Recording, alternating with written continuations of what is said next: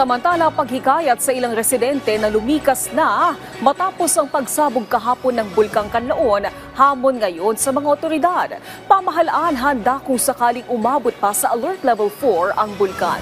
Si Patrick De Jesus sa sentro ng balita, live.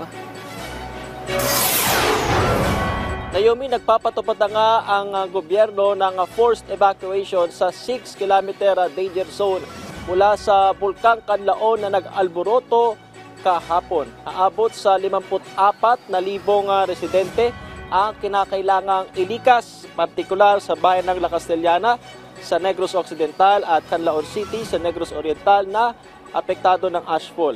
Hamon naman sa paglilikas ay yung ilang residente na ayaw pa rin at kahit tila gasgas na plaka na ay binigang diin ni NDRRMC Chairperson at Defense Secretary Gibo Teodoro na makinig sa mga otoridad. Sa ngayon ay aktibo na ang Interagency Coordinating Cell para sa mas mabilis na response efforts, gayon din ang Task Force Canlaon sa ilalim ng Office of Civil Defense. Para isahan na lang ang hahawak ng response sa buong region. Pero ang importante, tayo ay nakikiusap sa mga kababayan natin sa La Castellana at Canlaon City na nasa 6 na kilometro. Alam na naman nung mga LGU kung anong mga barangay ito na lumikas na. At maghahanap tayo ng paraan. This afternoon, pag na-load na, magpapadala nga tayo ng 1,000 tents, no? At mga tubig plus other facilities katulad ng portalets, etc. Upang sa ganon, may temporary evacuation sites na mamamanage natin. Nakahanda naman ang pamahalaan kung kailanganing palawigin sa 10 kilometer ang danger zone oras na itaas sa Alert Level 4 ang Bulkang Kanlaon. Gagamitin Naomi ang Navy assets sa pagpapaabot ng tulong at iba pang floating assets. Lalo't ilang airport na nga rin ang naapektuhan dahil sa ashfall. Ashfall to depende sa hangin. Hindi maapektahan ng seaports. Airports lang ang sakasakaling maapektuhan. Pero yan ay coordination na sa kaap. Nanawagan naman si Canlaon City Mayor Jose Chubasco Cardenas sa Department of Agriculture para sa karagdagang tulong sa mga magsasaka dahil ilang pananim ang naapektuhan ng ashfall.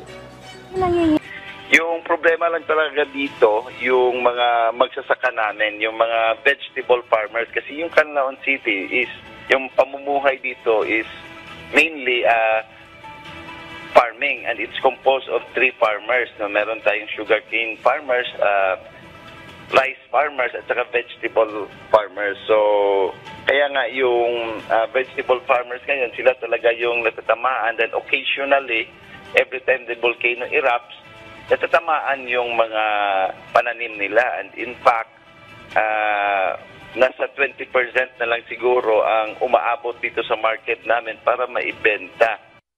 Tumutulong na nga rin yung militar sa paglilikas sa mga residente at sa pangunayan ng AFP Visayas Command o AFP Viscop. Isa naman, Naomi, sa binabantayan din ay yung posibleng pag-uulan dahil kung magkaroon nga ng pag-uulan doon ay dyan naman na antabayanan yung posibleng pagkakaroon ng lahar. Pero sa ngayon ay wala namang pag-uulan na nararanasan pa sa probinsya.